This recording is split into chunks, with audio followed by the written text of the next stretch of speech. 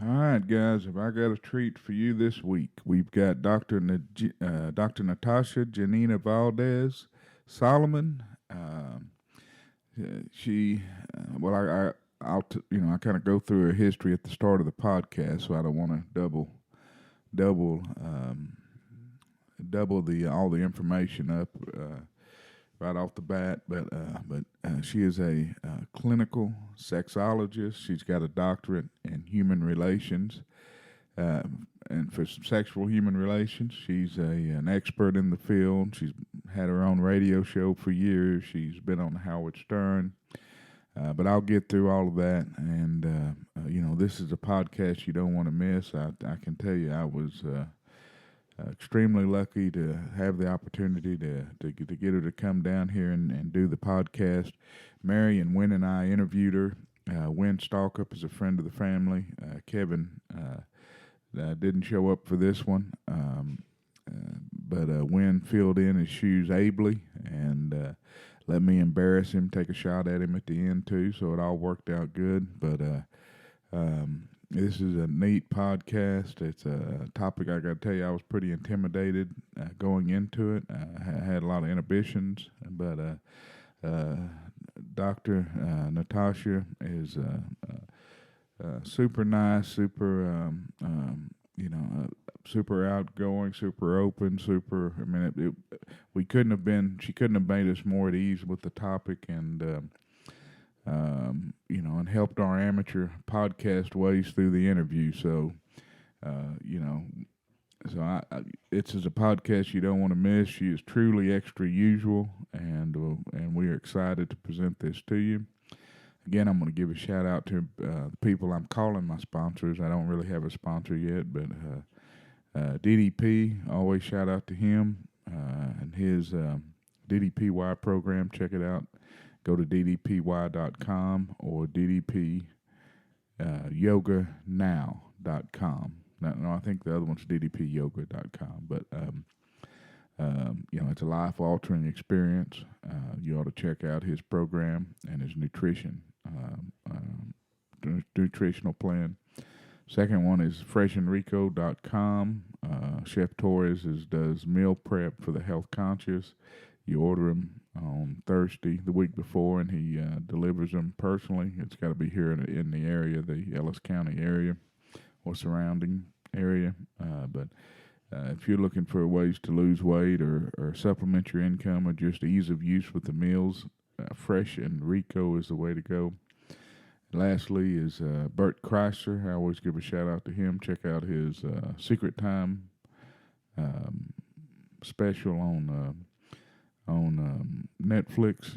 He is about to start Sober October for the second year in a row, and that this is the time that actually got me following him and got me on this quest, and he was a catalyst that got me going. So shout out to Bert Kreisler. But I don't want to take up too much of your time. I want to get to Dr. Natasha and let you hear this wonderful lady's story. And I can't tell you how much fun we had interviewing her, and I hope you enjoyed as much as we did doing it. And without further ado, here's Dr. Natasha. All right, and we've got. I know her as Janina Solomon, but I know that her professional name is Dr. Natasha Janina Valdez. She is a successful sex therapist, clinical sexologist, and former radio host with a doctorate in human sexuality. She's counseled thousands of couples over the years through her own radio show, as well as programs like The Howard Stern Show. She has written for many national publications and has sold more than 100,000 copies of her instructional DVDs, as well as written, I know of 3 books. And but we are super proud to have. Do you want me to call you Dr. Valdez or you can call me whatever you want. You can call me Janina, Natasha, Doc, whatever. All right. I like Doc. Okay, Doc is fine with me. Doc. All right, and we're proud to have Doc here. She's really slumming to come down here and do my podcast. No. And I appreciate her taking the time to come down here and do it with us. She is truly extra usual. Then it meets the definition of what we're trying to do with this podcast. And so I want to say thank you for coming and helping me out and being part of this podcast. Sure. And you remember, you can ask me absolutely anything. But, I want you to know that all this podcast was really just a ruse to, get you here so I could get my wife into sex therapy with me. Some free sex therapy? You could say, well, a friend of mine. Hypothetically speaking. Right. A friend of mine has a question. No. All right. But so tell us a little bit about your education and your, what you did to prepare to yourself to be the expert in the field that you are. Okay. So I'll give you the long answer. All right. So basically, I'm Hispanic, and I grew up in this Hispanic household. And I grew up in San Antonio, Texas, in an area called Alamo Heights. And, I felt like my parents were really, really strict. I love my parents. They did a great job. I have no beef with them. They're awesome. My mom's still with us, and they did a great job raising 3 boys and a girl. But it was kind of like one of those things where I felt like my brothers could do whatever they wanted growing up. They were actually doing some of my friends. And they were, I told my parents, I was like, they even talk about this kind of stuff at the dinner table. My parents were like, no, they don't. I'm like, yes, they do. I hear it. And I was just really I felt like I was very just not allowed to have any kind of sexual expression since I'm a girl and also being Hispanic. And, my parents really believed that I was supposed to be a virgin when I got married. And, I guess that is a good plan. It just didn't work out that way, but that's a good plan. And I grew up in this household, and they never taught me anything about sex because they didn't want me to have sex. And at an early age, I just remember being in the library, very curious. I didn't have anybody to ask questions to, so I would just kind of research. And this is before the internet, so I'm looking at books. So I was just looking at books, and I've been married a couple times. So what happened there is, wind the clock forward. My first marriage did not work out, and there was a lot of reasons for that. But one of them was I also felt like I wasn't really prepared. Like, all your life, someone tells you not to have sex, and don't get me wrong, I had some experimentation for sure. But by the time I get married, then it's like, oh, then you're supposed to be crazy and wild in bed, and you're supposed to know everything on how to please your husband. Well, I really didn't know. I didn't know much, and just what I knew from asking friends and reading books, but. I kind of felt like I was just really lost in this relationship, and it didn't work out for lots of reasons. But what happened next was really key. While it wasn't working out, I was living in Los Angeles, and I had some auditions, and I was doing a little bit of acting, a little bit of some voiceovers, and I got a voiceover. I booked a voiceover for a sex therapist. And his name was Dr. Bob Schwartz, and he wrote a very famous book called The 1 Hour Orgasm. And so my first really big set of voiceovers that I did was for him. Like, I did a lot of his tapes and a lot of his I was the voice on a lot of his he did these self-help kind of videos and tapes, and so I was the background voice on a lot of those. And so when I would go to do my to work for him, basically, I just learned so much from him. And he was on the radio for many years. I'm not even sure he's still around or still with us, but I did a lot of work for him, and I saw what he did, and I thought, wow. And I saw his videotapes and audio tapes, and I was like, it would be so nice to just be comfortable with my sexuality. Like, wouldn't that just be so nice? I was so uncomfortable, and I think a lot of people are. They just don't really admit it or talk about it. I mean, if you think about what you do, like what sex is, like, of course, it's going to be uncomfortable at times for a lot of different reasons. So I learned so much from him and his wife, just watching them. And I kind of followed them around, and sometimes I'd meet them when they would do a radio show, and they really taught me a lot. And from that point forward, I said, that's what I want to do. I want to do what he does. I want to get comfortable with my sexuality, and I want to educate myself, and I want to teach other people how to become comfortable so they can go on to have wonderful, long, flourishing, beautiful sexual relationships with their significant others.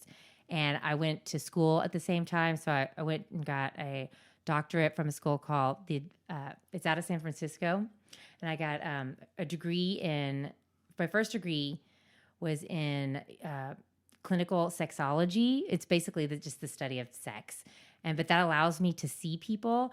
And then I got a doctor of education in human sexuality. And this is all from a place called the Institute for Advanced Study of Human Sexuality in San Francisco.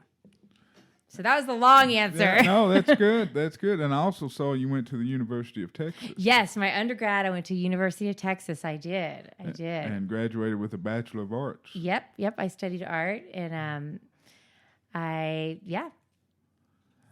So now, tell me a little bit about the Institute for Human Sexuality. I'd never heard of that until you. My parents were like, what is that place? Yeah. And so one day when they were in San Francisco, unbeknownst to me, they looked up the address and they went, and my dad went and looked at, had a tour or something, because they thought what I was doing was so bizarre and so weird. I mean, a lot of my friends did. I'm sure a lot of my friends still do, but it's funny how then when you write a book and I went on to do have my own radio show for years, and it was syndicated. And then I made TV appearances and wrote a couple of books, and then people start going, oh, well, maybe that is kind of something interesting, maybe she is doing something. But my parents thought it was just so bizarre, and I'm sure they were very embarrassed. And so were you the only girl of the family? Yes, How many boys? 3 boys. 3 boys. 3 boys. Where did you fit in the group? I was the third. The third one. Mm-hmm. And we were all like one after the other. So I was the third. So what do the brothers think of this? I know, you know what's so funny is I asked my brothers a lot of questions over the years. I mean, all kinds of questions. Not too personal, like no penis questions. I don't really want to know about those, about my brother's private parts. But I would always ask him, like, what do y'all think of a girl that's done this or has done that? And of course, I mean, I was really asking for myself, so I'm not really going to say what those questions were. Yeah. But they're just kind of, I don't know. They're such guys. They're just simple, couple word answers. Oh, that's fun. I don't care. Or they were just they don't really. I don't know. They love me. They don't really care. They don't. Over the years, they've just really said stuff like, "Well, we just want you to be happy." To this day, they don't really say much, and they never said, don't do this or don't do that. They've never told me. They've never said anything like that before. They've just been happy observers, I guess. Well, that's good. So tell me about the education at this institute. I mean, how many years and what do you study and those kind of things? Okay, so and it's funny because some of it you're not supposed to talk about, but some of it is my favorite part is when they do this thing called sexual attitude restructuring, and it's amazing how judgmental we all are. And I'm very judgy because I was raised in a Catholic atmosphere, and so with that came a lot of judgment. I'm not proud of the judgment, but I'm very aware that it was there, and it can kind of raise its ugly head sometimes. So what you do is they put you through all kinds of courses, and you see all types of things, and we have all kinds of people that come and lecture, and they talk about, I mean, every possible sex subject you could ever imagine. And some of it made me ill, and some of it made me feel so uncomfortable, and some of it was just exciting, and some of it was like a discovery, just that's amazing. I didn't know the female body could have more than one orgasm, or I didn't know men could function that way, or I didn't. So I really learned a lot about the human body, a lot about sexual functioning, and just a lot about people and sexuality. And we even had extra credit projects, and some of them, I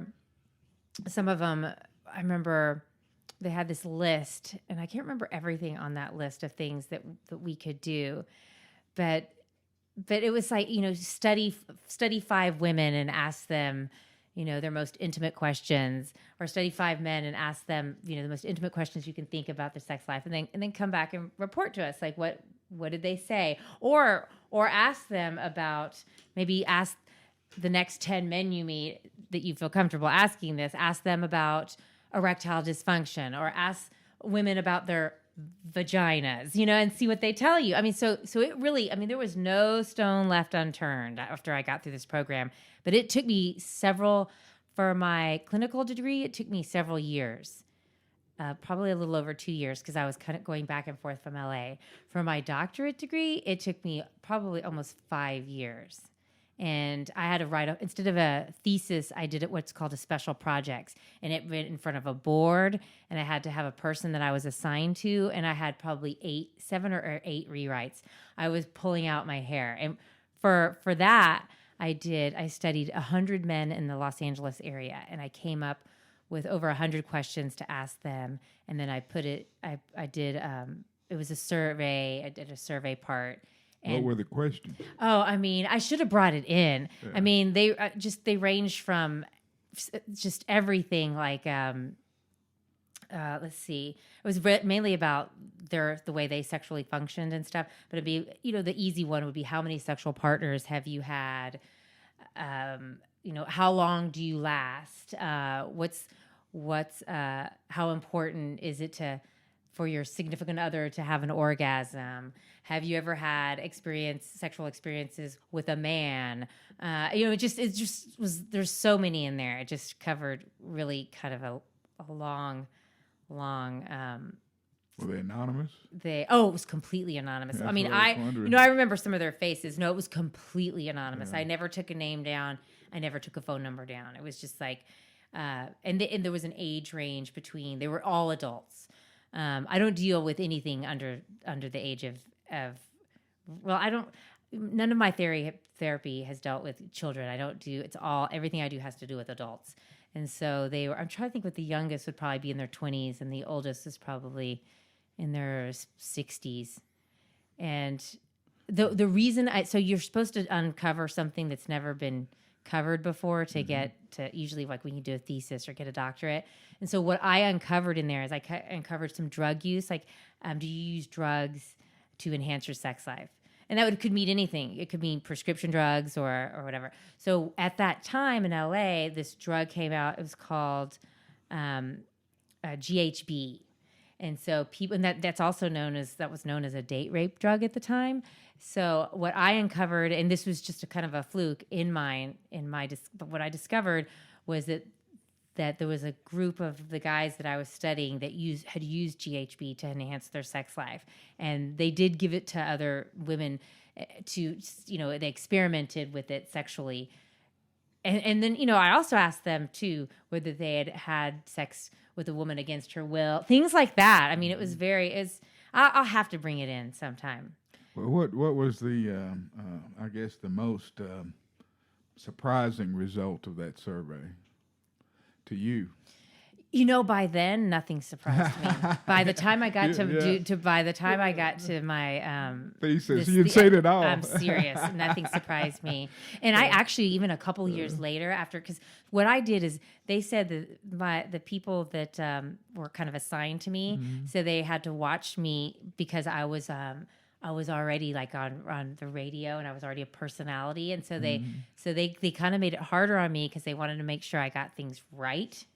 So I was doing a lot of radio at the time, and I just remember by the time I was finished and doing the survey, there was nothing I hadn't really heard. And radio, because I had a call-in radio show, so people would call me at night. Yeah, tell the viewer. Act like I got viewers. Tell my 3 relatives, what that radio show was like. Well, so it was a call-in. It was called Sex with Dr. Natasha, and it was a 4-hour show, actually, 4-hour show. And on Saturday nights from like 9 to midnight. I saw it was in Austin. And yes, and actually 9 to 1. And Austin, San Antonio. I was in a lot of markets. I was all over the place. People would call in, ask me a question, and I'd answer it. And so, the guys were always they always said the weird stuff, I have to admit. It was always the men that said the weird stuff.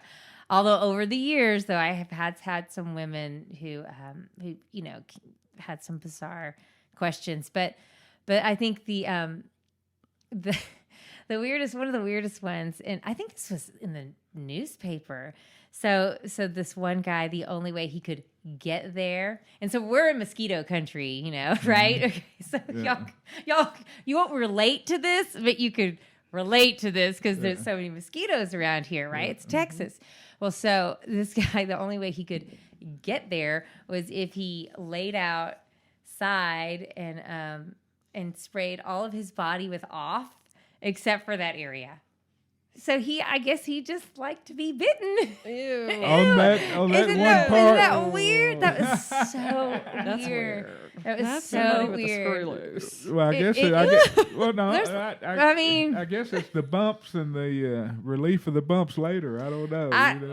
Can you imagine all scratching? That ew, you're right. You would just be scratching, and you couldn't go anywhere. It's kind of strange. So, I mean, I've heard all kinds of peculiar things like that over the years. But I have a specialty, and my main specialty is actually dealing with just heterosexuality and helping couples, men and women, with how to maintain a long-term, sexy, sexful relationship and marriage. So that's pretty much my specialty. That's kind of what it's evolved to over the years. How long did you have the radio show? Gosh, like 15 years. Wow. 15 years. And it grew, like for a while it was like small, and then it grew to, we added more and more stations, and every Saturday night? Every Saturday night, yeah. Wow. Yeah. It was a long time. That's awesome. Yeah. Yeah. And then I wrote a couple books. Tell them about your books. So my first book was called A Little Bit Kinky, and and it was published by Broadway Books, which is a division of Random House. And that was all about how to spice things up. And the original name was 365 Days, 365 Ways. And what it was kind of like a game, or what it is. They made me change the title. They just wanted it to be a little bit kinky, I guess. And it's funny, my editors, my publishers wanted me to also make it a little bit kinkier, which I thought was funny. So I was like, okay. They made you go the other way. Well, so I was like, okay. But so it's kind of like a game. There's stuff for him to do, stuff for her to do, and you can and it kind of promotes a dialogue. Say if you're really bored and you've been married a really long time, and you don't get together intimately as much as you used to, but you want to, or maybe your jobs or kids get in the way, so you can only do it once a week or once a month, and you just want it to be special and fun and different. So that this book has lots of special, lots of fun, and lots of different. And it's funny because I've been asked, like, have you done everything in that book? I'm like, not everything, but I've talked to so many people in the world that have. And so some of the ideas have also come in from people have sent me them and said, you can use that in your book, or you can use that. So they've sent it to me, and some of them are good just the way they were, the suggestions. And some of them I had to kink up a little bit. Yeah. So that you have all kinds of things to try in that book. So Vance, that's a new challenge. You and Mary make up these cards, and I think it's one of the Life Quest cards. Yeah, I think y'all ought to do that. Yeah. And you're allowed to say no. Yeah. You're allowed to take a pass. No, pass. Oh, okay, I'll try that one. Everyone's allowed to say no. They're already used to saying no. Yeah. Well, where can you, as you name these books, where could someone find them if they wanted to buy them? Amazon. Everything's on Amazon. My second one's Vitamin O. That's all about the female orgasm. Basically, what I also discovered is that was the number one question ever asked to me by a woman. And it's funny because I'll counsel a woman and eventually she'll get there. But there's some who are like, oh, I have no problem. That's not my problem. But a lot of women came to me just for that reason alone. And it was never like, oh, he can't give me one. It was never like he blamed, like the woman would blame her significant other. It was more like, I just, y'all, it's sad. Like I remember counseling a woman who had been with, lots of men, and she said, and had quite a career, like with a bunch of different relationships, and maybe had been having sex for something like 30 years, but had never had an orgasm. So there was a lot of stories like that. Or I'd been married for 10 years, never had an orgasm. I've been married for 20 years, never had an orgasm. And then I would be surprised how many of these women really, though, had never even looked down there to see what they had or how it functioned or what's going on. They just relied on their significant other to figure it out kind of for them. So there was a lot of that. What advice would you give to someone that says they've never had an orgasm? The absolute first thing I would do, and that's why I wrote Vitamin O, is that the first thing I would do is say you absolutely have to get to know your body. You have to get to know how it works, and it's going to require you to look down there, maybe take some notes, and to self-pleasure. Because I always like to tell the women that I counsel to, and I've done workshops and stuff before, you have to get to know your body. You have to. You can't expect somebody else to teach you something, a response that you can teach yourself. I mean, that's great if they can do that, because it all counts, but it makes it easier to know how your body works. And so that's going to require some self-pleasuring, whether that's manual stimulation or with toys. And I also don't recommend toys until later. So I recommend manual stimulation. So a woman would manually stimulate herself to the point of orgasm. So I have all these little techniques and techniques. I don't know how graphic I can get, but I have all these different techniques. Podcast, you can do whatever you want. Yeah, I have all these techniques in the book, but they mainly involve in the very beginning for this woman who is not able to have an orgasm to really self-stimulate and to get herself there, and then that way she can tell her significant other what she did and how she did it, and hopefully that can transfer into some learning there, and then hopefully he can duplicate that. And then sometimes there's women out there that just can't, they just won't do it. So you think there's a mental component on top of the physical component? Oh yeah. And let's face it, everybody has a sexual background, and so some maybe if they had a bad experience, we're just like, I just can't do that. So we can, but there's ways of skipping over that. So she could use a toy, and then she could also show, once she figures out how to have an orgasm with a toy, she could show her significant other how to use this toy on her, or as foreplay. And so when she's really close, then they have sex, and then she has an orgasm during sex. Because that was the other big thing is a lot of women didn't just want to have an orgasm. They wanted to have it during sex. Not before, not after, but during. That seems to be very important to people. Part of the bonding. Yeah, but it's funny, though, because you feel so different when you're in your 20s, 30s, 40s, and 50s. Now I'm in my 50s, and I'm like, who gives a crap how you have it when you have it, as long as you have it, right? I mean, that's kind of how I think nowadays. Yeah. And so I kind of wish that I could give that thinking to some people, because sometimes people stress themselves out so bad about when it happens, how it happens, and really, who cares? Yeah. Like like as long as you're bonding and you're having fun and it happens and that it, like sometimes I think we need to quit trying to frame it the way we want and just let it organically play itself out. Control. Quit trying to control it. There's a lot of women out there who also can't let go because they don't like the way they look and the sounds they're making and things like that. So there's all kinds of mental issues, a lot of mental components. Now, and then you had one more book, you said. Oh no, it was just two. So it was a little bit kinky and vitamin O, but I am working on a third book about desire. Now wait a minute, I thought I saw something. The Dr. Natasha Sessions. Is that a book? No. What is that? I don't know. Where'd you get that from? that was on this website. What site were you on there? I don't know. Let's see. Wow. Thank you, Fifi. Let's see. That was on this website.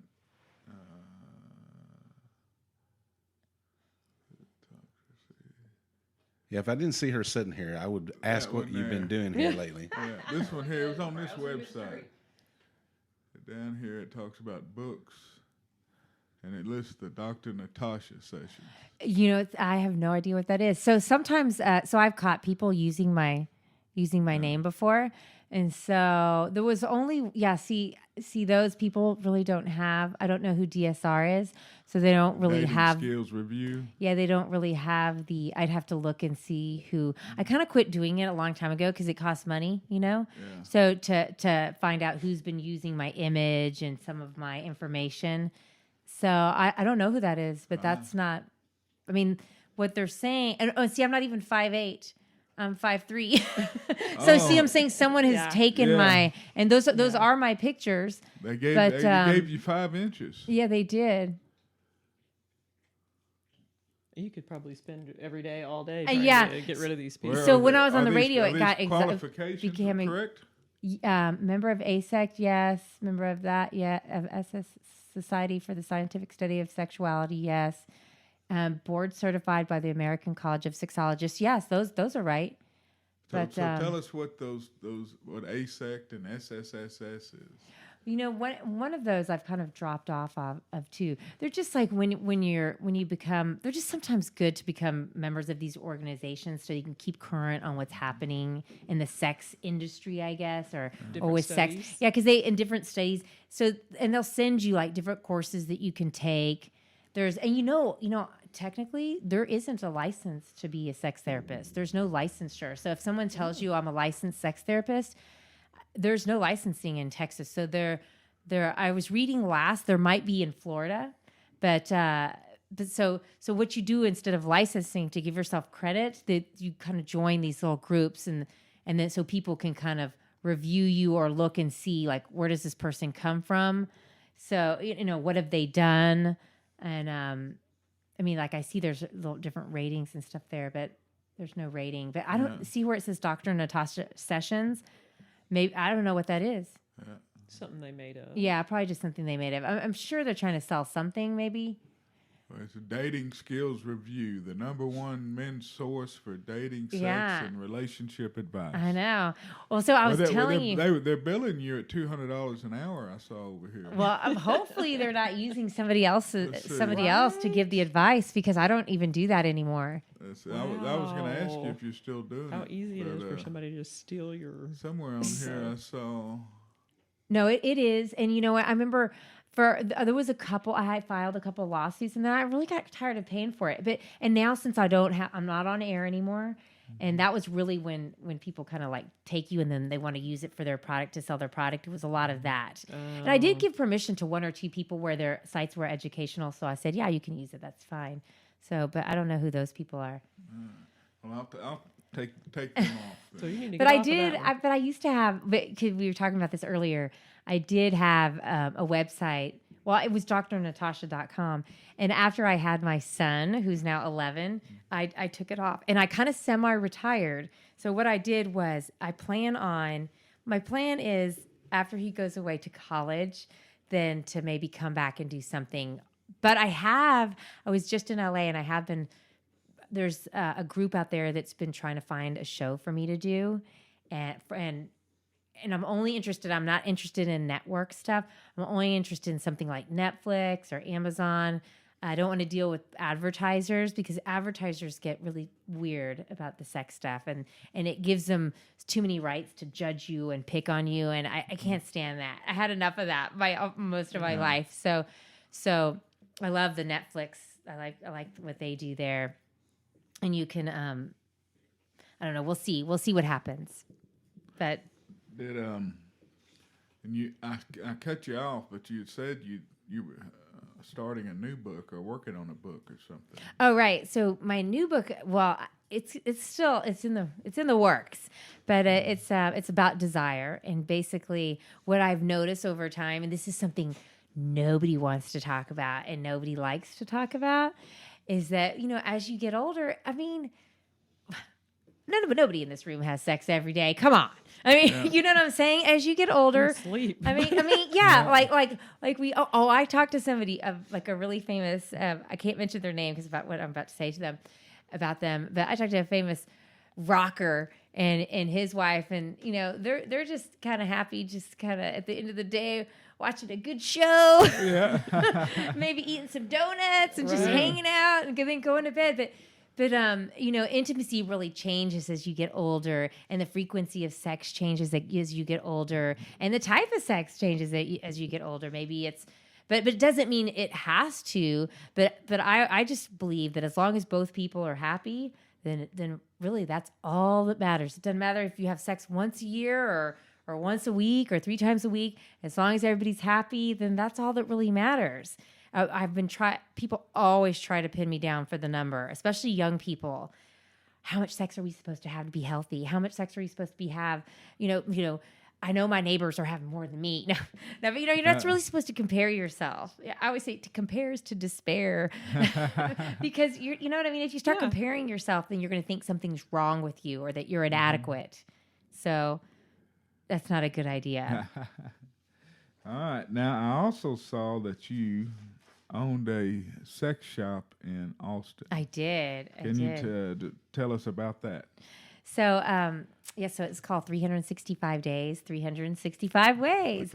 And that was really fun because I was on the drag, right? I mean, walking distance from UT, and it was really fun. I always had college students working for me, and it was really, I had an office in the back, and you're welcome to come in and get free sex therapy at any time. And just, you could talk to me for 30 minutes about a problem. Sometimes it went to an hour, but so I'd get a lot of college students, and then I'd get a lot of couples in their 30s and 40s, even 50s.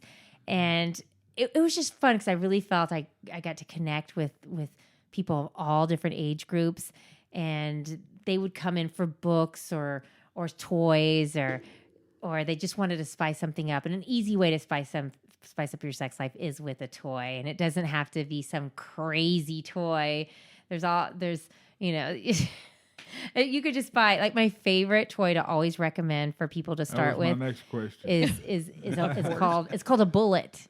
And they even make them where they look like a little bullet. Here. Oh, they're really small, and they're really small. I notice if you're intimidated by toys, you start off really small, and they're not even used inside; they're on the outside, and it's just a really small toy.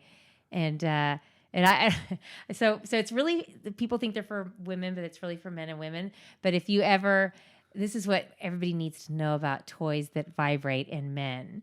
If you ever put something this is for the ladies out there, if you ever put a toy next to, Mr. Happy that vibrates, the chances of him losing an erection are that's going to happen, because what happens, that vibration is way too much for the man's area, especially in the beginning. So I'm being careful with my words. But not that I have to, but so you want to always, you have to, the best thing to do would be, so if she was experimenting with, her man, then she would put a towel over that area and roll the toy lightly over that area so that a man can get used to the vibration before you just put it there. Because if you just put it there, things are just not, it's just going to go haywire. So that's what a lot of people don't realize. Now for her, men tend to go right to the spot with a toy. So you could do the same thing, but I think toys are a form of foreplay. You use toys for foreplay. And so the number one way for a woman to have an orgasm is through clitoral stimulation. So I call it the C spot. So if you want to stimulate the C spot, you wouldn't just put this little bullet or vibrating toy right on the C spot. You'd want to go around and around, and sometimes the intensity is too much right on the C spot, but maybe to the left it's not, or to the right, or above or below. But you just kind of want to go around and around. Some women might like it right on that spot. So it's just, it's all about experimenting, creating memories, and having fun. And I think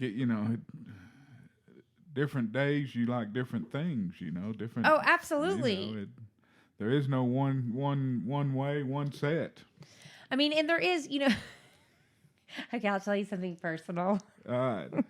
So I used to drink, and but I don't drink anymore because I had a problem. So I'm 13 years sober, and so if my husband was here, he would laugh so hard because he knows where I'm going with this. So When I drank, I was much wilder in bed. And so, but I was a nightmare.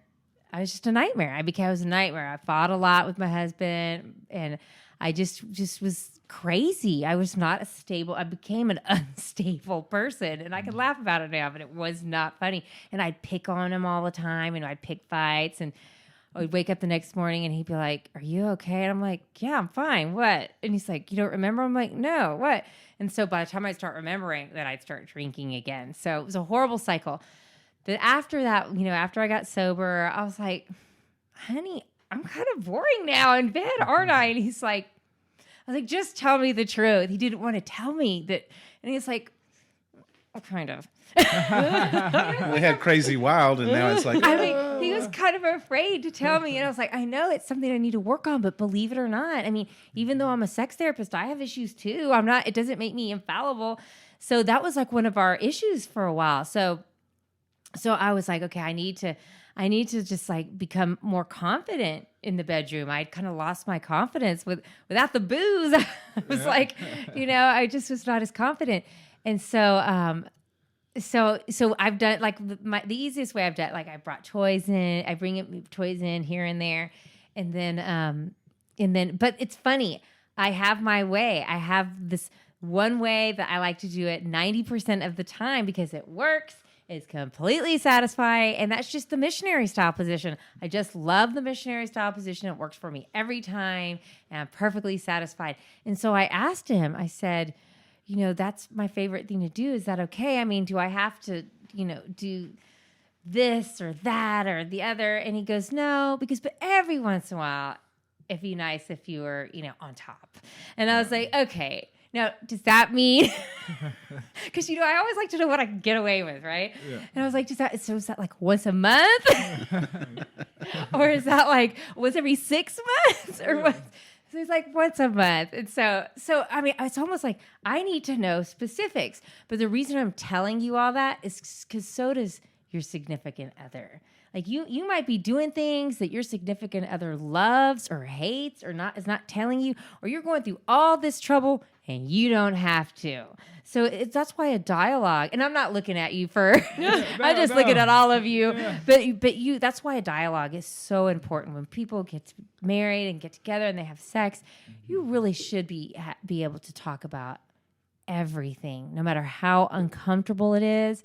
You should be able to talk about everything. And I know it's so uncomfortable sometimes. So somebody writes a book 365, but 90% of the time just wants to do it one way.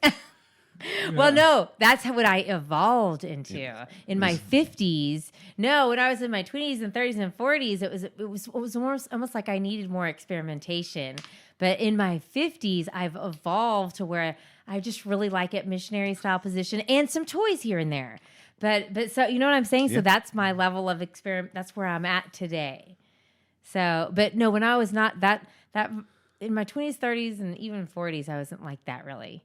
You know what I mean? I felt like I needed more to have just variety, just more variety. In 40s, not so much, but in 20s and 30s, you know how it's different in your 20s and 30s. It's different. I don't remember. You don't remember. You blocked it out. Come on.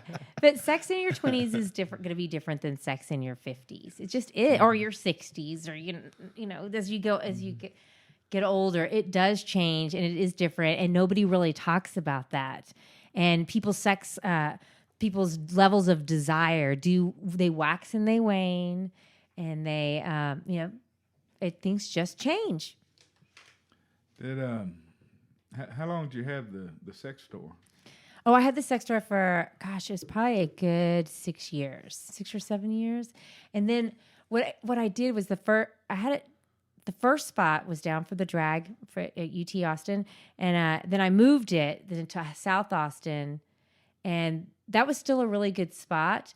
But then this big corporate sex toy company was about to move in 1 block from me, and they would take me out. I don't have the money to even though I was local, I was kind of like, oh no. And so, but it was okay. I'd had a good run. It was really fun. And I think after my sixth year, I was kind of done. I was spending more time in LA. And so I was like, now's a good time. So I closed my business, but it was all good. Oh, Walmart always screws the local business owners.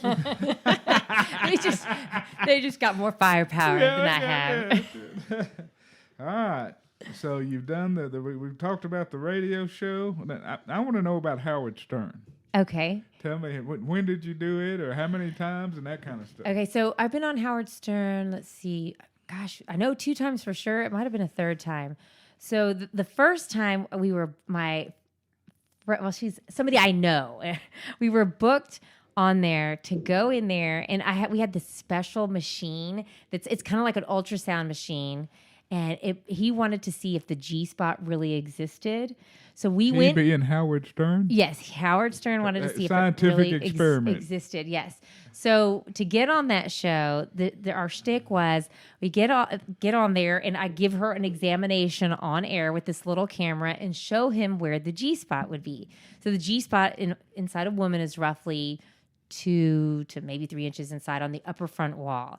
Sometimes people say they can feel something, like it feels like a little bean. Sometimes they just feel nothing. It's just an area that provides a lot of stimulation. So it's somewhere along that front wall, facing the belly button, towards the belly button, or you could say behind, kind of not really behind the clitoris, but above. So we did this little examination on air, and then we talked all about the G-spot. And so that was our little shtick.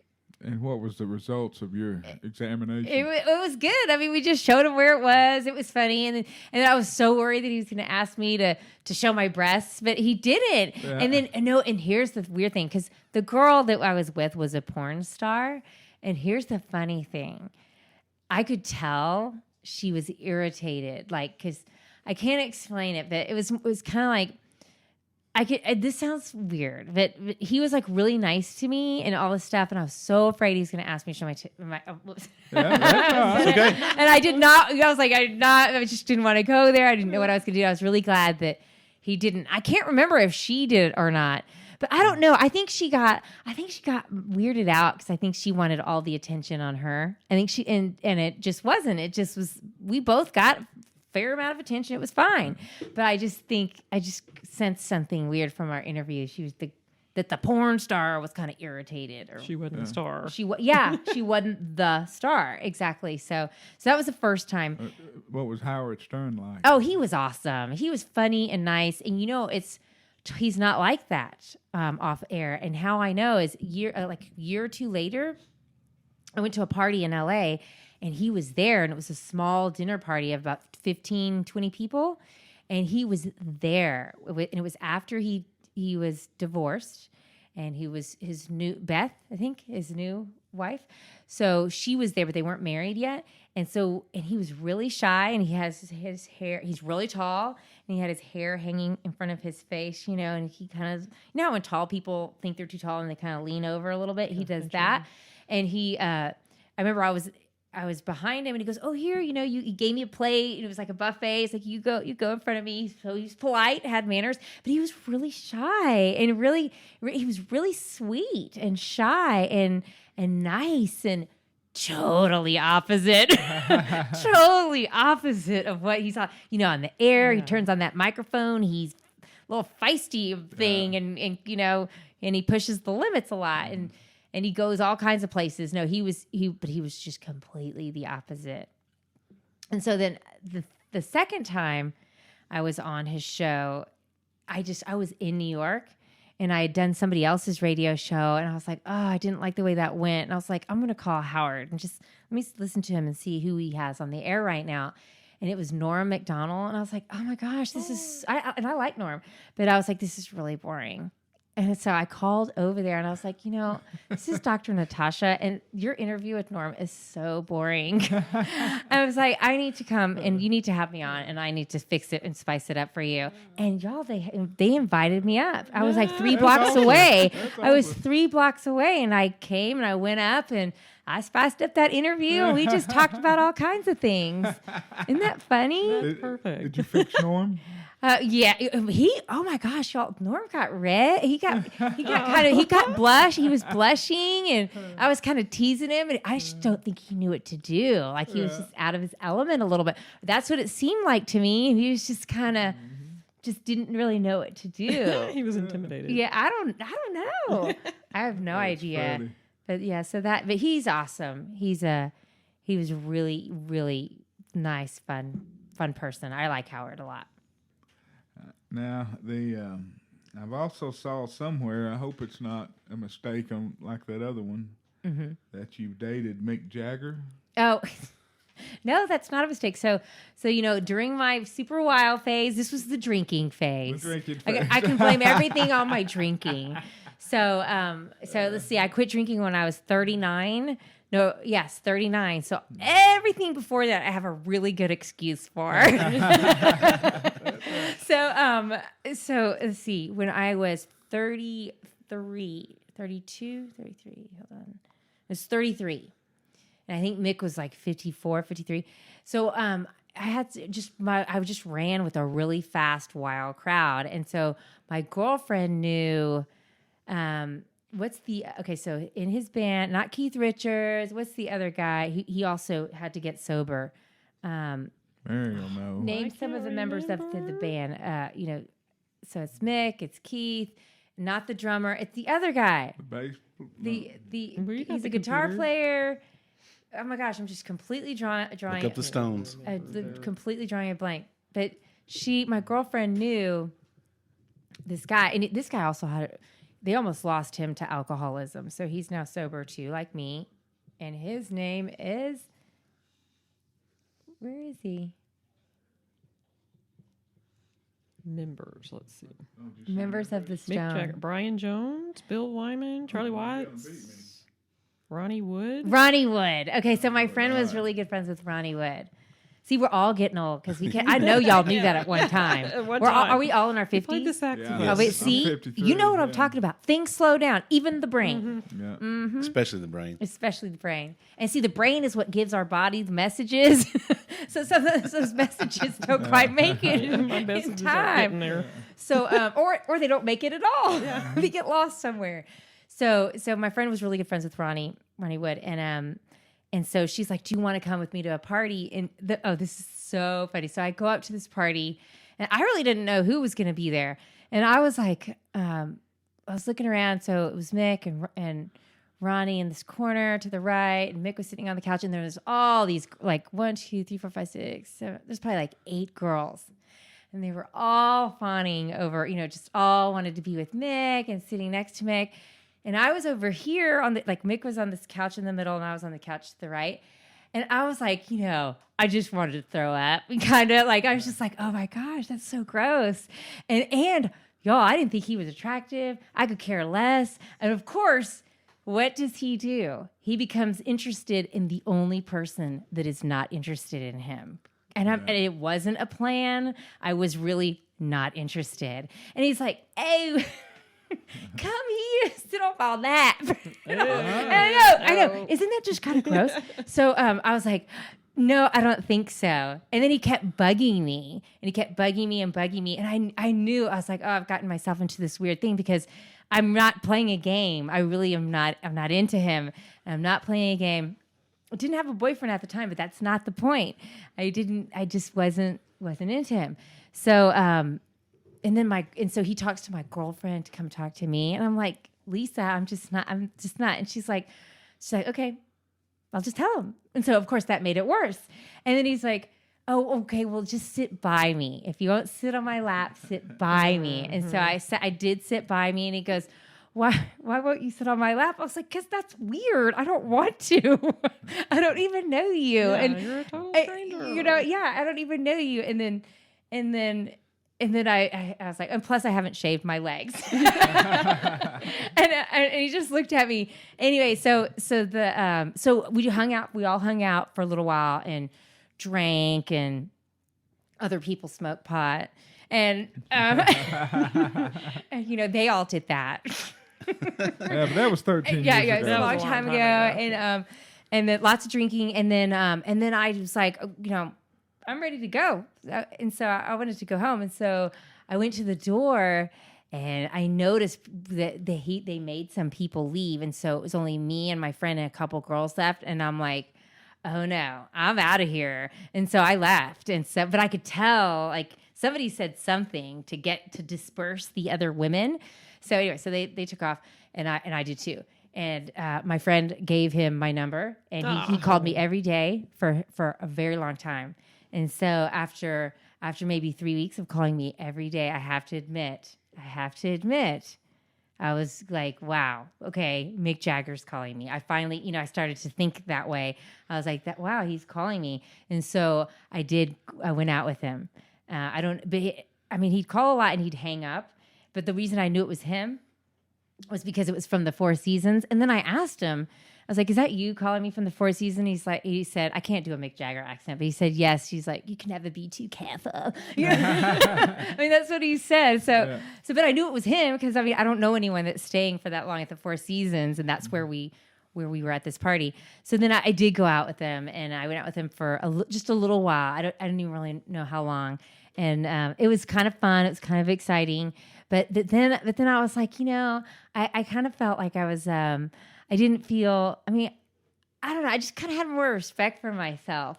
And I felt like I don't want to be one of many. And my girlfriend told me that he had a bunch of other girlfriends. And so I was like, ew. And I was like, I'm not that naive to think so. But when someone actually told me, then I started to kind of just feel like, oh, so that just kind of makes me, I felt like a groupie. Yeah. And so I was like, I'm not a groupie. I'm not of the groupie mentality. Not that I want to judge groupies, but I'm just saying I'm just not like that. I don't want to be a groupie. I just want to have, like, I like having a boyfriend. I like being in relationships. I like having a husband. I like having, even though I was playing around, I still, I don't want to be one of many. Yeah. And so I just I got bored with it after a while. And I remember one day I just woke up and I'm just like, I'm out of here. I just was like, and then I thought too, with all the other girls, and I knew one of the other girls, and I was just like, I just kind of was like, you could have anybody. Raise your standard. Right. You know what I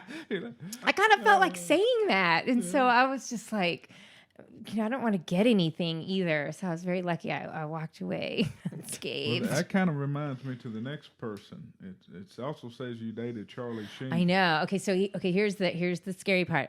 That was a great lead into that. So I know.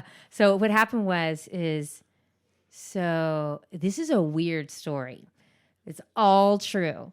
So when I did not want to see him anymore, we had some mutual friends, and one day, and so they called me to see if I wanted to do stuff, and I said no, I don't know. I don't want to do anything. But getting ready to go out, but I was at home, and so they sent a car over, like some limo, and these two, since I do not know enough about basketball, I don't know who these guys were, but they were tall and they were famous basketball players and then they were, I'm not going to mention any names. So they were hanging out with this other guy who's also really well known. And so they all three came over to my house, and not them. They were really nice. The basketball player guys were really nice. But the middle guy, and he, Mick didn't tell them to do this. He probably just said, go get her. So the middle guy, and I'm not going to mention his name, comes into my house, and they're like, oh, come on. And they were trying to give me pills. Not the three, just the middle guy. They were trying to give me pills, and they wouldn't let up. And finally, he held my mouth and shoved some pills into my mouth. Oh, my God. I know.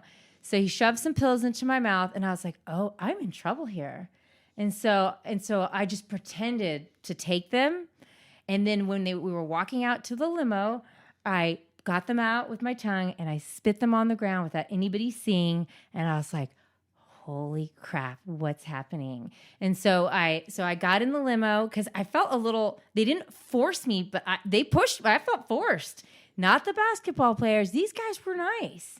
But the middle guy pushed me into the like, get in, like you're going in. And so I went in, they took me to the Four Seasons. There's these 2 rooms there, and they put me in a room. And I'm in the Four Seasons in a hotel room by myself. And I was like, what's like going to happen here? And then there's another girl I asked who's in the other room because they were going back and forth from the room, but nothing was happening. We were just, and by then I was like, when they picked me up, I had something to drink with my other girlfriend. We went to happy hour, but I wasn't drinking anymore. And so I asked who's in the other room. And they're like, oh, just some other people. And I was like, why am I in here by myself? And we were all just sitting around talking. Nothing was happening. I was sitting at you know how every hotel room has a little desk and a little thing. So I was at the desk. And so just a couple of weeks before this happened, I had started dating Charlie Sheen. So I was like, the only thing I could think of to do was to call him for help. So I told my friend, I was like, I don't know what's happening. He's not my friend, actually. I told this person, I'll call him the middle person. I was like, I don't know what's happening here, but I don't want any part of it. And I was like, and as a matter of fact, I'm supposed to be, I've been dating Charlie Sheen and I'm supposed to be with him. I'm supposed to do something with him tonight. And he goes, okay, get him on the phone. And I was like, okay. So I call him and thank God he answers the phone.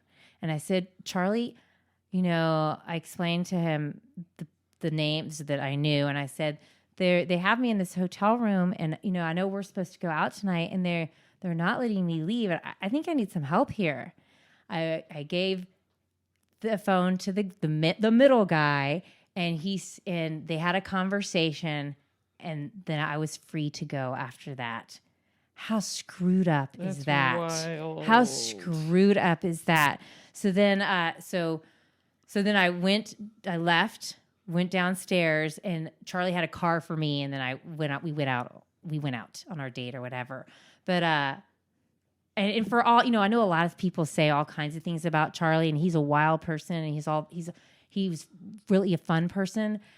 You know, he's not a bad person. He is actually a really good person. I mean, I dated him for a while. I mean, not that long, for about 6 months. And then I actually couldn't really handle. He was really good, but you know, this is someone, it's hard to capture his attention for a long time. And so after I wasn't capturing his attention, then I kind of felt like it was over. You know what I mean? So that's what kind of broke it off. But during that whole time, he was very cool and very kind and very nice and very super fun. And, you know, all the stuff that happened later, with you know, all what you saw in the news and all that kind of stuff was way after me. And so I can't really speak to that. But when we hung out, it was really a blast. It was a total blast. And, you know, by then, sure, we all drank too much and there was too many drugs in the room and all that kind of stuff. It was crazy and it was a crazy time. But you know, he saved me from that. I mean, like, who knows what would have happened? I don't know. To this day, I don't know. Who knows?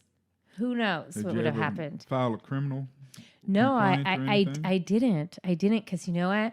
I just don't ever want to see I just didn't want to see those people again. I don't want to be part of it. And nothing, you know, thank God nothing happened, you know. I think if something had happened, I would have had to, but nothing happened. So I kind of feel sorry for if that ever happened to another person. You know, that I don't know. It's just so gross and so sloppy and so messy and so. And here's the problem too, that you know, sadly, since I'm a woman and I had alcohol in me, you just don't know if they're going to believe you or not, or if people are going to believe your story. You know what I mean? Yeah. So I don't know. I didn't file any charges or anything like that. But I would have had to if something bad happened. But I told Charlie the story. He probably doesn't remember, but I told him the story, and I told other people the story. I told my husband knows. I've told other people the story. And I don't think Mick has anything to do with that. It was just that one person that was trying to facilitate, this whatever this transaction was supposed to be. But anyway, so Charlie and I had a lot of fun. We went to Vegas. We did a lot of fun things, and he was actually quite a very romantic person, and he was super fun. He was a super fun person. Now, where I got that, it also said that you were featured in Playboy magazine as one of their hot vixens of the internet. What does that mean? So that was a while back. It was Women of the Internet. I think I did that when I was like, let's see, 32. It was right before that time. Okay. This is what happens when you pose in Playboy. So it was like a little bit before. I was 32, I think. I was 32. So Mick,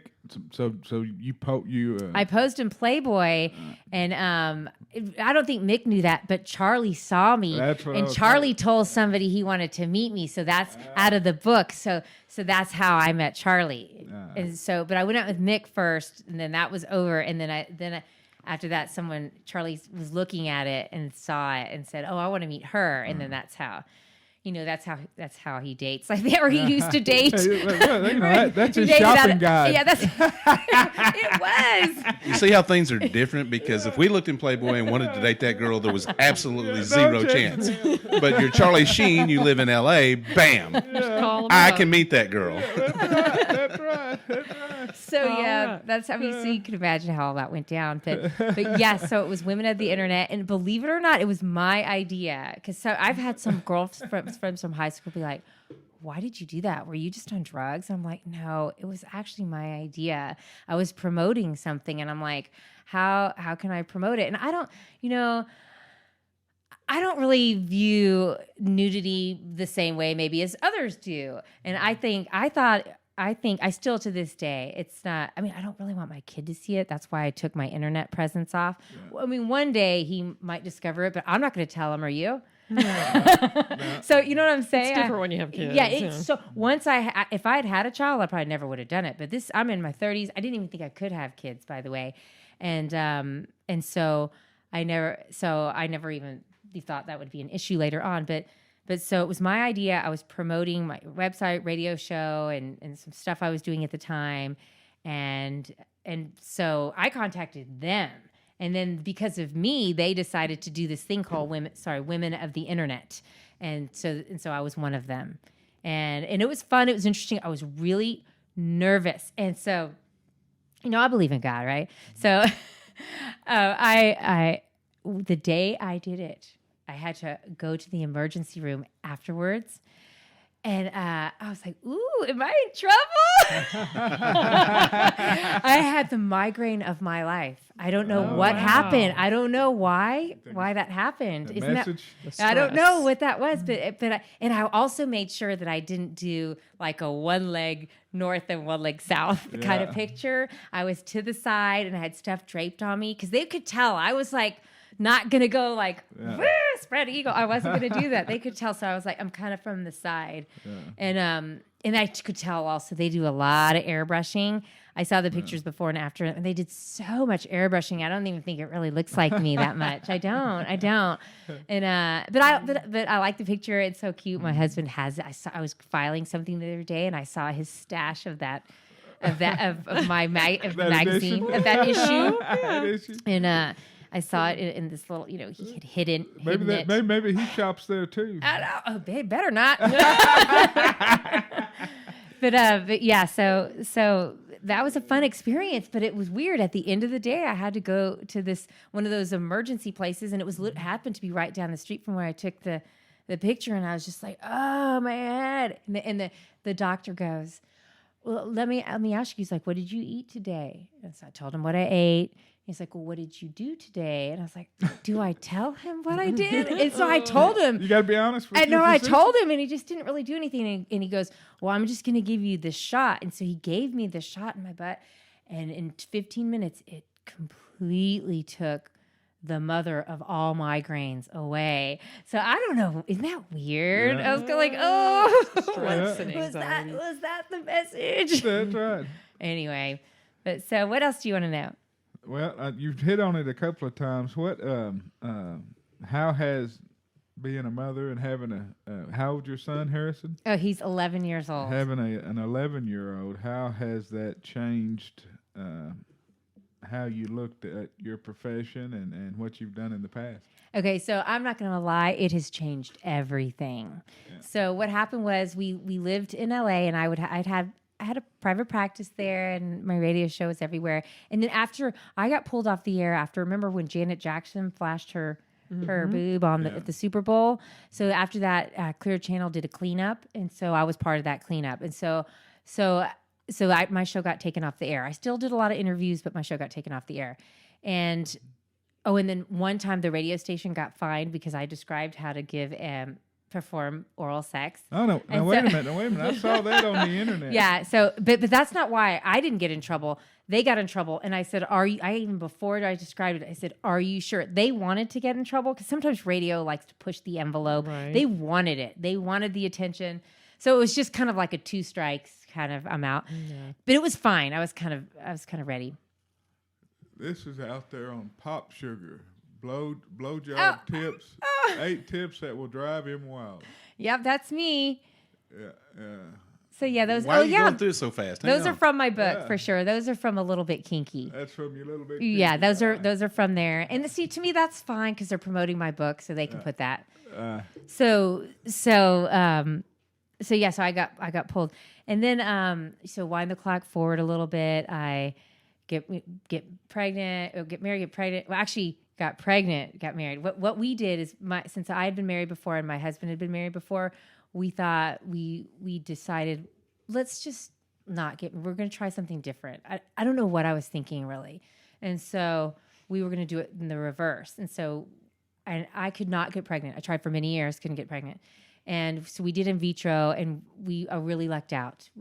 I got pregnant, and then after I was pregnant, we decided I was in the car with my niece, and so this is like all now the kids thing coming in, and my niece goes, "Oh, you're pregnant? When did you get married?" And I was like, "Oh, last week." I'm kidding. I told her, I lied to her and said, "Oh, we got married quietly and didn't tell anybody because I didn't want her to think it was okay to get pregnant before you get married."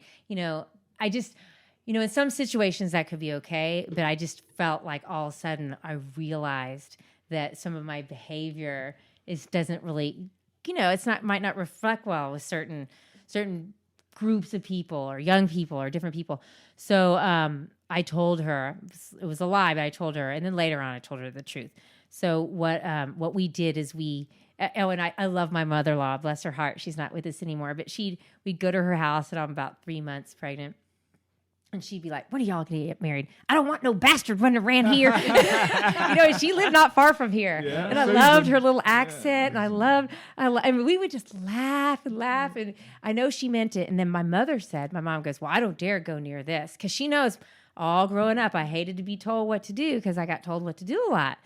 And she just didn't go near it. And then somewhere, I think about 6-7 months, we were like, I was like, "Yeah, let's do it. Let's do it." And so we got married in Malibu, just us, just the two of us, and our little Chihuahua Gomez. And It's not the one you brought today. No. What's this one? Oh, Chica. This is Chica. Yeah, you told me I Chica. love Chihuahuas and little ones. And so we got married, have a kid, and even after two, let's see, my son was 2.5, and I was even like, "Oh, I can't raise my kid in LA." I was like, this is, I don't want to raise my kid in LA. I want to raise my kid in Texas just because that's what is familiar to me. And I want some of that I want him to know what that's like. So, because it was very different in LA. Not that it's bad, it's just different. It's not what I was used to. So I convinced my husband to move. We moved back to Texas. And so now my son is about 3. And I'm skipping all over a lot of details. But so my son is about 3, and I decided to open up a private practice right near where I live. And so then I started realizing a couple of my clients, before I ever started and got off the ground, I was like, I cannot do this here. Too close to home. Too close to home, and there was a lot of people that wanted help, and they were all my neighbors. They lived behind me, in front of me. They lived, and people would send me stuff, and I would purposely not read their names, and I'd see what they said, and I'd be like, then I just started saying, I'm sorry, I've decided to semi-retire. And I would send that out to just everyone that responded until they stopped responding, because then my son's going to public school and private school, and then I don't want to see these people, and they don't want to see their sex therapist either. Out at dinner or out for a walk or talking to somebody maybe they know. Or so I was like, this is not going to work. And as a matter of fact, my son goes to a nice old Christian school. I was like, it's time for me to remove my internet presence. And so I just removed a lot of that stuff. Not that I'm not proud. My husband didn't really want me to do it. And it's not that I'm not proud. It just doesn't seem appropriate for this time right now in my life. And I actually did shoot a show for Lifetime. And I would pray to God that, because there were some weird things about the show. I liked it. I didn't really... there was some messed up things that were kind of going on behind the scenes. So I was thinking, God, if I don't want you to take me away. I don't want to go away from my family unless this is a body of work I can be really proud of, unless I'm doing something really good here. And it didn't get picked up. And in the end, I was really glad it didn't get picked up, because my son is very young, and I don't want to embarrass him. And I just don't want to embarrass him. And I don't want him to, I don't know. And so, TV is a very big, different thing. And Lifetime is a really big network. And not that I didn't want the show, the pay was good, all that stuff. But I would kind of pray that if this wasn't good for my family, I don't want it. And so I don't know what happened there, but it just didn't get picked up. Maybe it wasn't compelling enough. So it didn't get picked up. My son's in school now. He's 11. I think by the time he goes to college, everything is fine. I could resume what I'm doing again. I could even do TV, or even now it's probably fine, but we'll see. He'll definitely have the coolest mom of all the kids on college. I can tell you that. Well, yeah. I mean, my dream is actually kind of to bring that Dr. Ruth format back, because she had a huge college audience, and that audience has so many questions. And I like that kind of format. I don't know if it works well anymore, but I like doing that kind of stuff. I like education. I like you to ask me a question, and I like to give you an answer that you can walk away with and improve your relationship and your sex life with. That's what I like to do. That was two of my questions I had written down here. Have you ever met Dr. Ruth? No, but my younger brother sat next to her at a baseball game or at a football game and said, my sister's a sex therapist too. Oh my God. No, but I love her. And I just remember, and there was somebody after her that kind of did that format too, where it was just like a question and answer. I'm not into reality. I don't like reality shows. I don't want to do any kind of, and this Lifetime thing was a reality show. I don't really like those kind of shows. I think the educational thing would be better. Yeah, that's all I'm interested in it, and that's all I want to do. And if that comes along the way, then that's what I'd be interested in. How did you end up with the hometown boy? Oh, since I'm from San Antonio, and it's funny, my dad made me go. So my dad didn't want to go to UT, me to go to UT, because he went there, and he thought it was just so. He thought it was a wild school. He didn't want me to go there. Oh, I think that year too, there was a book that came out and listed it as one of the top, one of the craziest, biggest party schools. And so my dad didn't want me to go there. So he said he let me go to SMU, because my other brother went there. Like my brother was really going to watch me, and they don't party there. So I went there, and I only went there for a year. And I met him. We didn't date, but I met him, and we had a lot of mutual friends. And then after that, my parents gave up on me, and then I went back. I went to ACC because my grades weren't that good, and then I had to get them back up, and then I got into UT, and then I graduated from UT. So that's how I met Charlie. And so if I hadn't gone to SMU that one year, I wouldn't have met him. But when I was living in LA, I would run into him places, but he was married and I was married at the time. So it was, I had to stay away from him. I mean, neither one of us was available, but wind the clock forward. We were, was up at this place called the Glen Center, it's kind of in Bel Air, and I had lived down the street, and he lived really close down the street. But I was just up there. I was living in Austin at the time, and I was up there auditioning for something, for like one of these shows I was talking about, and I saw him at the postal center, and I was like, "Oh, Charlie!" And so it's funny because my story is very different from his story. So he was on his phone, and I was like, "Oh, hey, hi, how you doing? Charlie."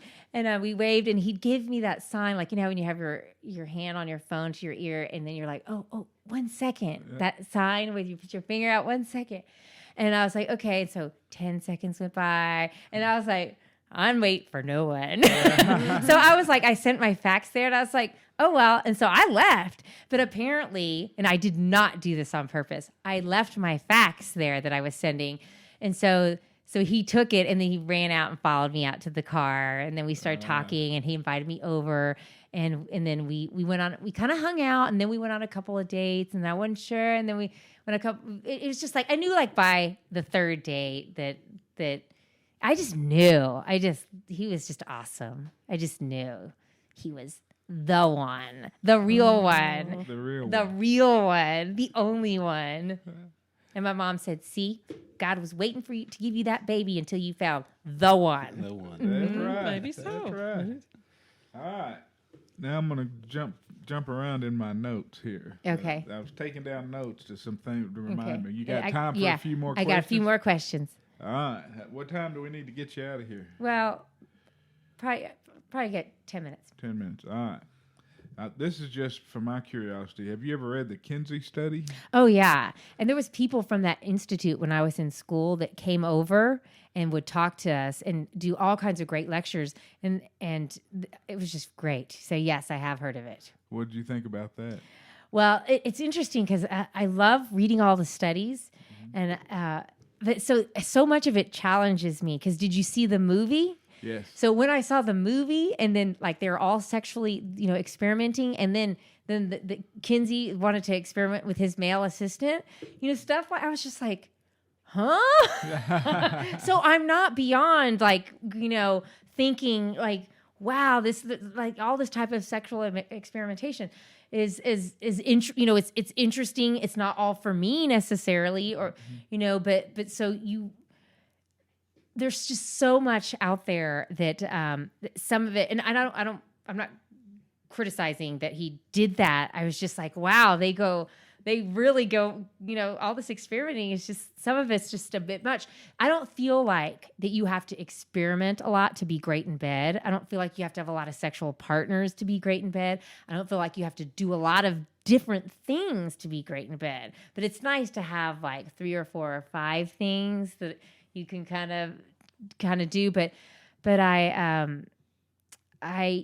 even for myself, even though I've studied all these people, there are still. Well, I guess my point is, if I had a female assistant and I was in the places were changed, that doesn't mean I would start experimenting with my female assistant. You see what I'm saying? Like everybody is different and unique. And we all have our yeses and our nos and our absolutely not. And I will absolutely not go there, but I'll do that. Yeah. So that's kind of what I learned. I really feel from reading all that information.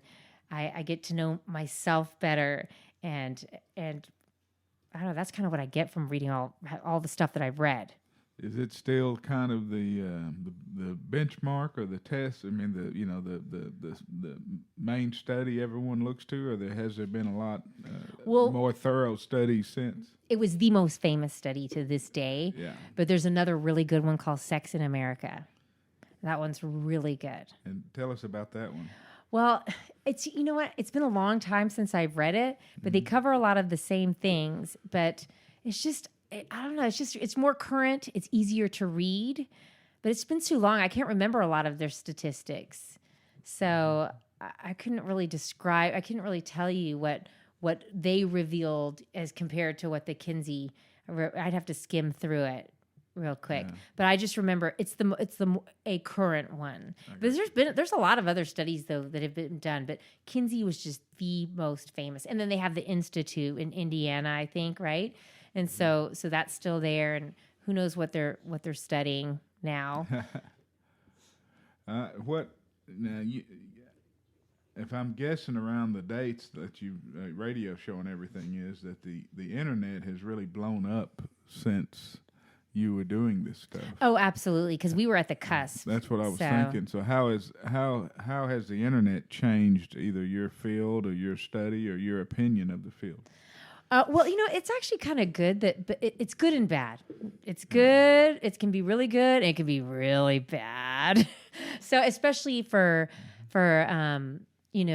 people who have porn addictions and stuff like that, because it just makes porn too accessible and too easy to.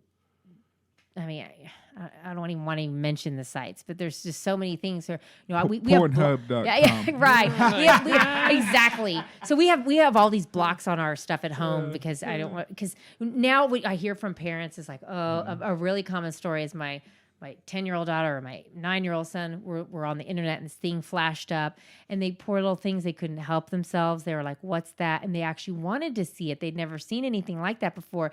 And then afterwards they came and cried and said, I saw this stuff. And then the parents saw what it was, and they all hugged and said, and it depends what you believe, but I just believe that, that I believe that there are some porn that can help, that's fun to watch, that for couples to spice things up.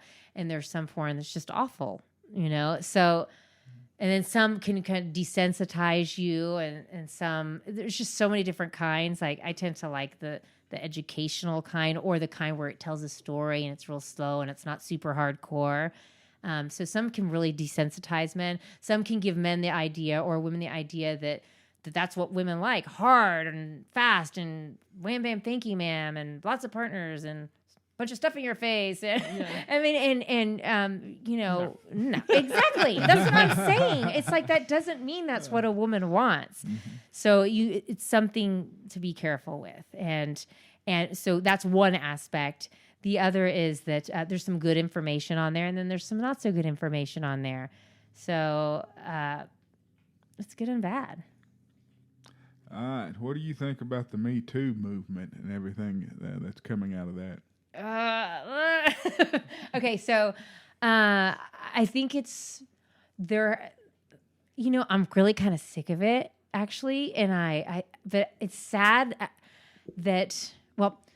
Oh, it's such a hard question to answer. Okay, I'm glad that Harvey Weinstein has been outed, because he obviously hurt a lot of women. And for people like that who've done that to women, they need to be outed. So if this is the platform to out them, then awesome. That's awesome.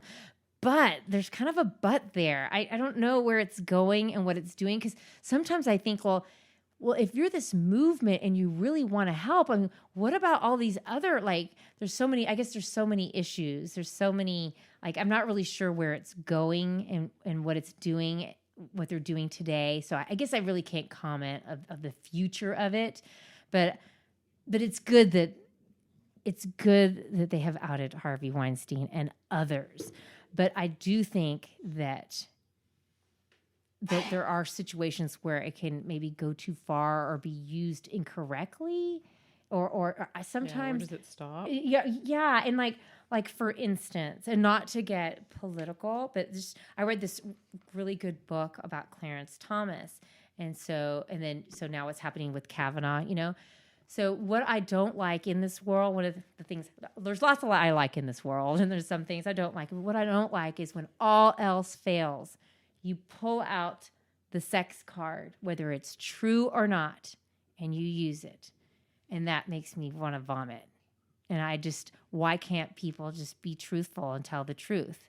Why can't they not use it? Because for everybody that uses it that way, for when it really happens, it hurts the ones that it really happens to. So that's all.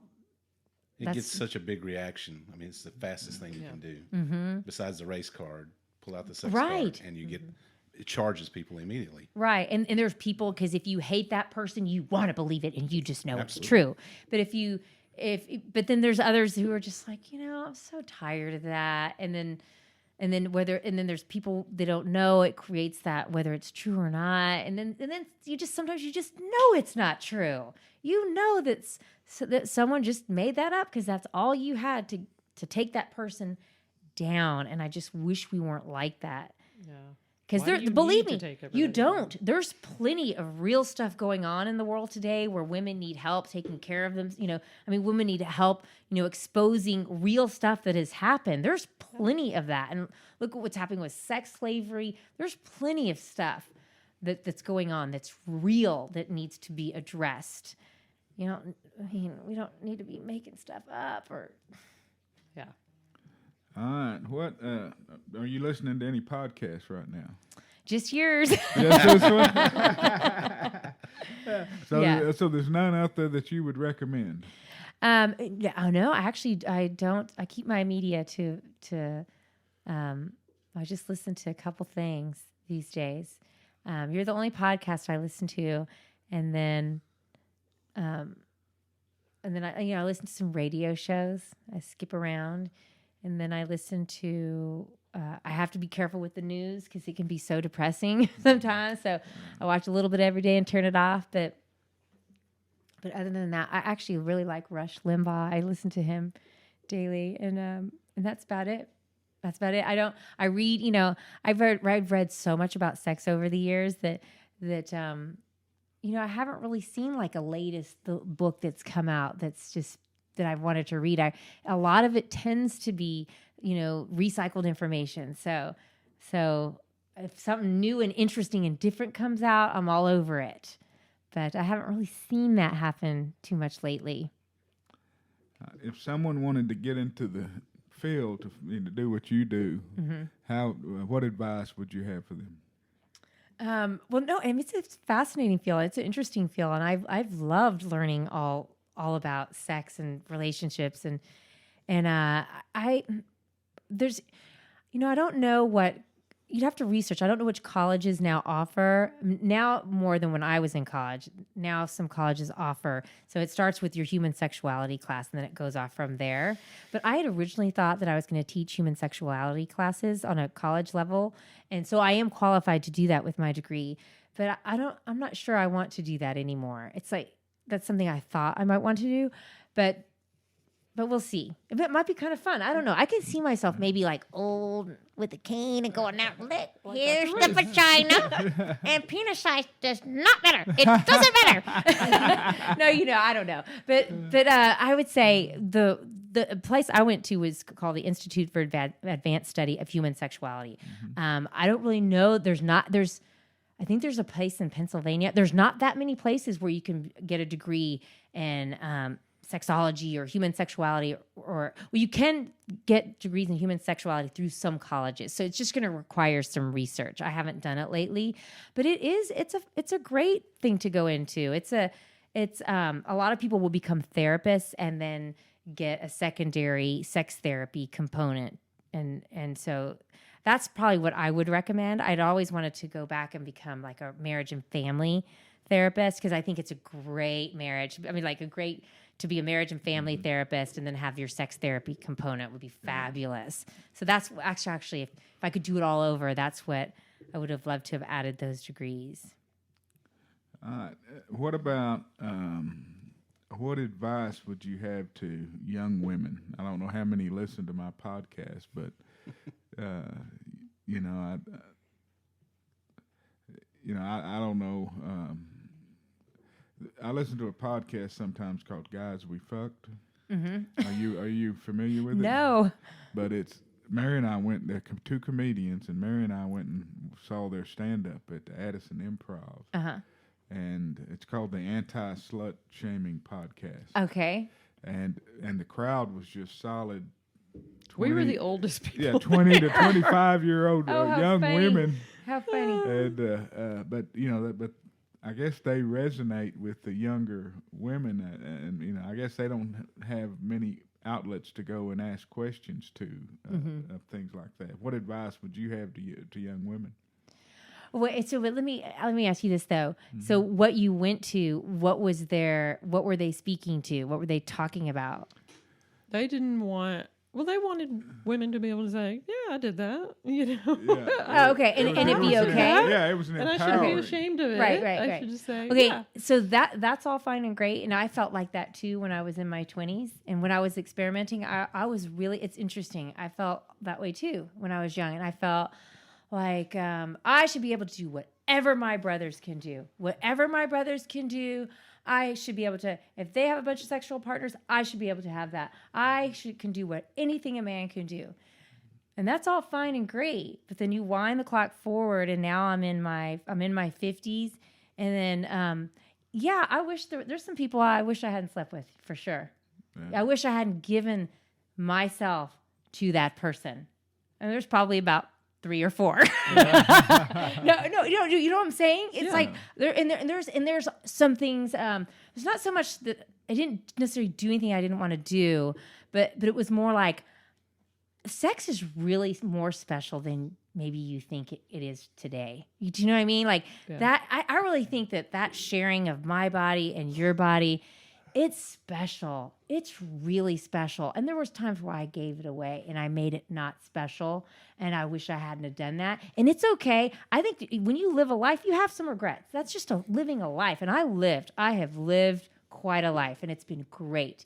But yeah, there's some definitely people that I'm like, oh, I wish I didn't do that. I wish I, hadn't slept with that person.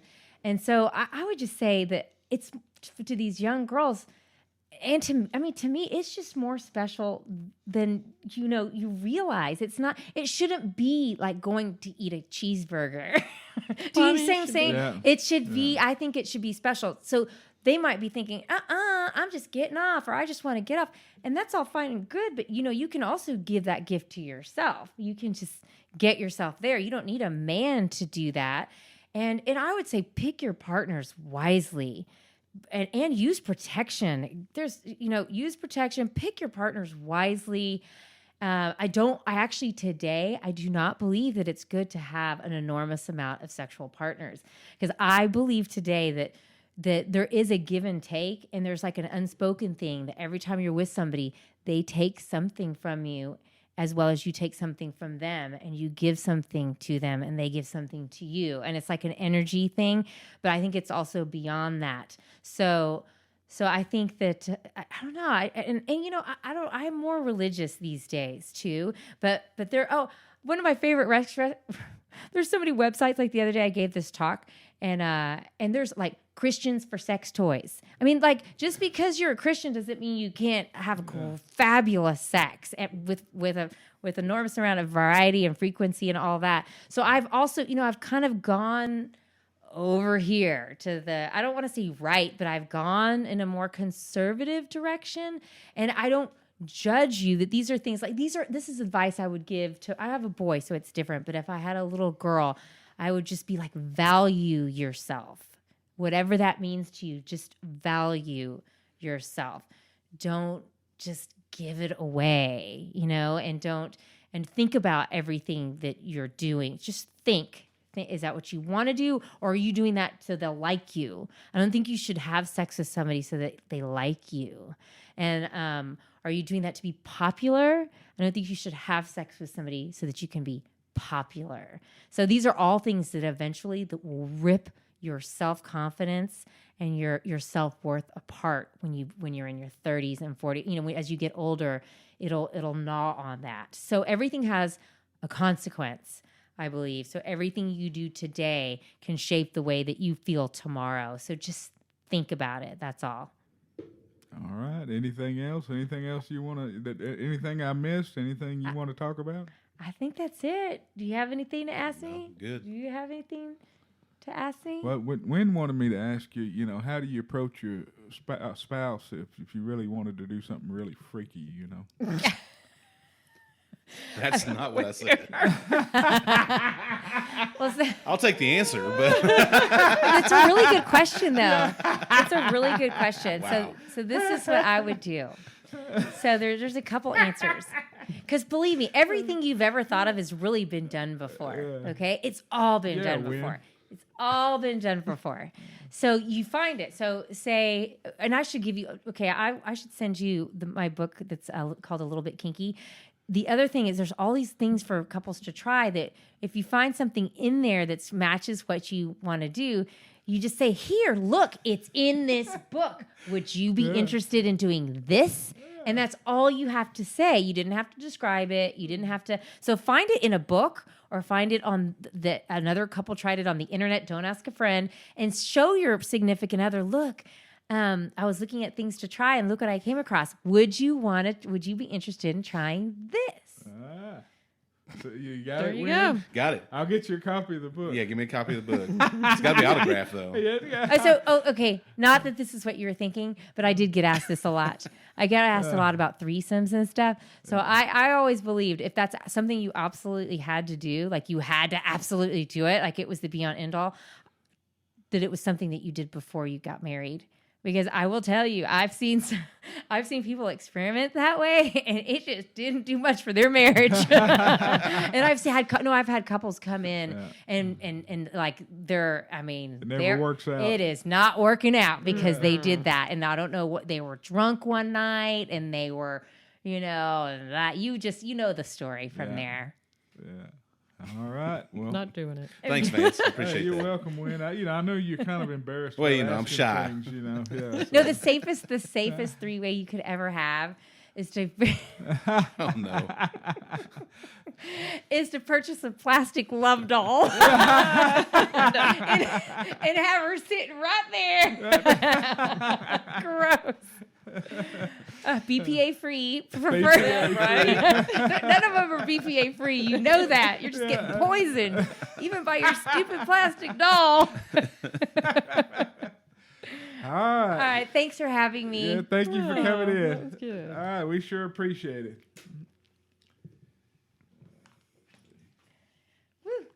Oh, God, I didn't even. There you have it. Was that not a blast or what? Dr. Natasha is a lot of fun and very knowledgeable and super open, and I can't thank her enough. I've got to figure out how to get Wynn ordered a BPA plastic sex doll and a copy of Dr. Natasha's book. A little bit kinky, I know that. I feel like I owe that to Wynn. Since he was willing to allow me to, to bring out his intimate secrets like that. But I sure hope y'all enjoyed the podcast. It was a lot of fun. Dr. Natasha, thank you so much for coming and doing that with us. And it was just an unbelievable experience. So thank everybody for participating, and thank you, Wynn, for being so good-natured, and I'll get you your doll and book as soon as I can. Thank you.